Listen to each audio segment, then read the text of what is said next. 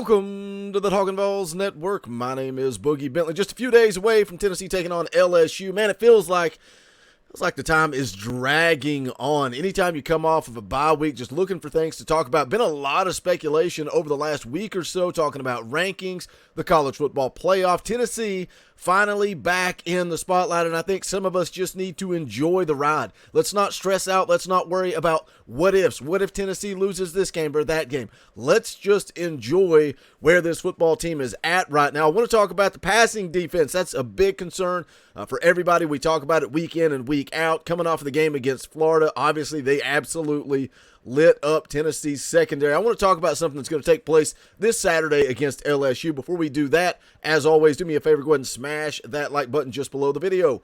It's quick, it's free, it's easy, it helps the channel. I would greatly appreciate it. If you are new to the Talkin VAWLS Network, welcome.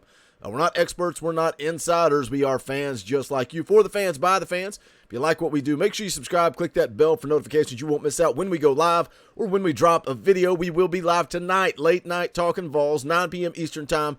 It's a fan call-in show. That's where you have the opportunity to come on, hang out, talk a little Tennessee football, but also we're going to open the show. Eric Kane from VolQuest.com will be joining us at 9 p.m. Eastern time. So make sure you're here for that. Should be a good time. Let's take a look at this article over at 24/7 Sports. It says newcomers' expected return could be a boost for the Tennessee secondary. Now, like I said at the top of the video, obviously Tennessee has struggled against the pass. They're giving up over 309 yards per game. We saw Anthony Richardson look like an absolute world beater, Heisman Trophy candidate in that game against Florida. But help could be on the way. Now, Warren Burrell just announced during the media yesterday that he is going to be out for the season, had surgery, so he is not going to be coming back, but somebody is returning that could help this football team. The article here says Tennessee will have to play the rest of the season without one of its starting cornerbacks, making the return of one of the newcomers at the position a well-timed one. JUCO transfer D. Williams has yet to play this season due to an injury he's been dealing with since training camp, but Josh Heupel said on Monday that the newcomer is expected to be available when the number 8 Vols play number 25 LSU this week.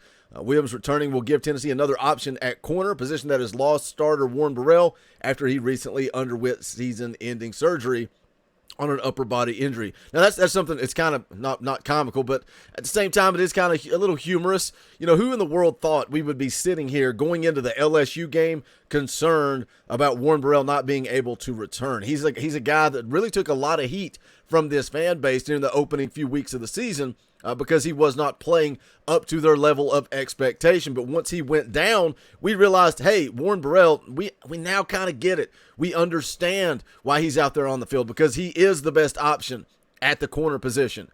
The article goes on to say when Burrell missed the past 2 games, Tennessee went with Kamal Hadden and Christian Charles at starting corner, but other players have been given the chances to play as well as the coaching staff evaluates a relatively inexperienced group. Says with neither Brandon Turnage nor Deshaun Rucker seizing their opportunity against Akron or Florida and Christian Harrison, just a freshman, Williams might not have to wait long to get a shot to play when he returns. I think that's the thing. You know, we kind of been looking at this. What can Tennessee do? And we talked a lot about schemes and game plan. Do you get aggressive? They've been sitting back in zone and kind of got picked apart. We talked about the schemes, but when you look at the players, you know, it's kind of like, all right, this is what you've got. It is what it is. What are you going to do with this group of players?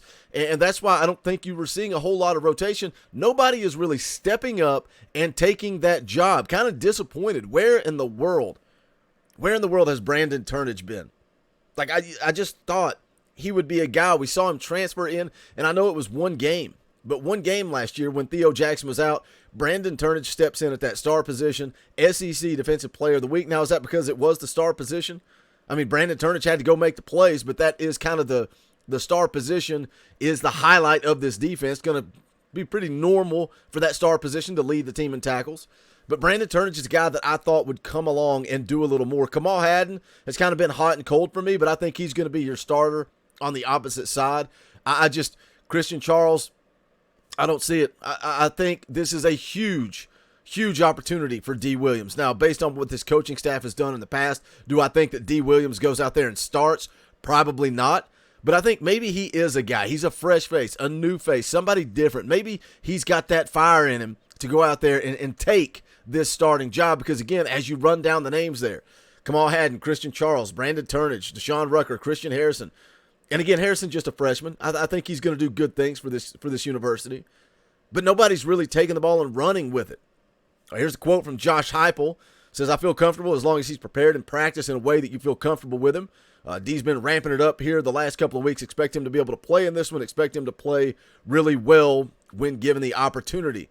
Goes on to talk a little bit about Williams, 5'11", 190 pounds, listed as a backup at corner, and also bracketed as Tennessee's primary punt returner. That is another thing to watch on Saturday. Do we see D. Williams get an opportunity instead of Trayvon Flowers? He was in his uniform going through warm-ups against Florida, but ruled out. So obviously pretty close there to coming back. Tennessee's open date allowed him to get healthy and get geared up for this LSU game. Now, who was he? He was ranked the number 2 JUCO corner in the 2022 class, according to 24/7 Sports. Signed with Tennessee out of East Central Community College in Mississippi, where he totaled 14 pass breakups and 7 interceptions, including 4 picks in one game. Averaged 27.9 yards on kickoff returns, 50.7 yards on punt returns in 2021. So you're seeing where the excitement came with D. Williams last year when he was added to the class of 22 as a JUCO transfer. There's excitement here, and he's a guy that we've been waiting on to get healthy. We're talking about who was going to step up and be the corners. Could somebody push Warren Burrell? Now there's no pushing Warren Burrell. He's done for the year. Can D. Williams step up and be that guy? Can he help improve this secondary that's been pretty bad? Pretty bad through 4 games. Says he began down the pecking order in training camp, but was starting to emerge as perhaps the top option behind Burrell, Haddon, and Charles had he been healthy. How good Williams might be or what he could bring to Tennessee's defense is a mystery since he has yet to play a snap at this level, but Burrell's injury leaves the cornerback spot largely inexperienced and unproven. Here's a quote from Willie Martinez. Says, obviously, when he came in here, he didn't know the scheme and the knowledge and adapting from a JUCO college. You're always going to have to transition. So it's going to be something where you're going to have some growing pains come in January. It gives him the opportunity to learn, obviously, to manage college life on this campus, academically plus football, how to manage it. He had to learn the playbook, so coming in here, learning it in the spring, during spring, after spring, all the walkthroughs we've had, he looks like a different player. Wraps it up here. He says he can get lined up, knows a lot more about what his job entails. He's more comfortable, made more plays, he's more confident, he's growing, doing a good job this camp. So those were comments from defensive backs coach Willie Martinez. Again, D. Williams has a ton of hype, ton of athletic potential. I read off the stats there from JUCO. The kid's got some talent. He's got some skills, but can he get it done at the SEC level? Will this help a secondary that has struggled through 4 weeks? Again, giving up 309 yards through the air. And 2 of those teams were Ball State and Akron. And you're still giving up over 300 yards passing. Pitt had a field day against this secondary.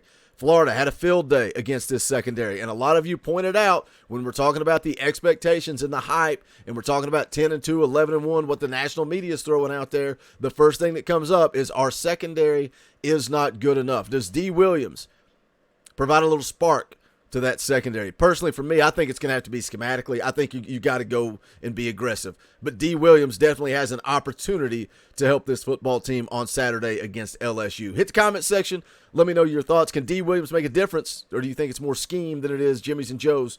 Hit the comment section. Let me know. Make sure you smash that thumbs up on the way out the door. Go check out the merchandise, bonfire.com/store/TalkinVols. You can see there the limited edition Buck Family shirts. Told you guys those are going to be gone forever the Saturday of the Alabama game. So you've got less than a couple of weeks there to get your limited edition Talkin' Vols Buck Family shirt. If you don't want one of those, all the old faithfuls are still there. Again, it is bonfire.com/store/TalkinVols. Any and all sports. So greatly appreciate it. Thank you to the members of the channel as always. Hope to see you guys tonight, 9 p.m. Eastern time for late night Talkin' Vols. Eric Kane of VolQuest.com will be there, and then we'll open it up to you guys. For the fans, by the fans, means something around here. Looking forward to chatting a little Tennessee LSU with you guys tonight at 9 p.m. Eastern time. But that's going to do it for this one. This is the Talkin' Vols Network. My name is Boogie Bentley. Go Big Orange.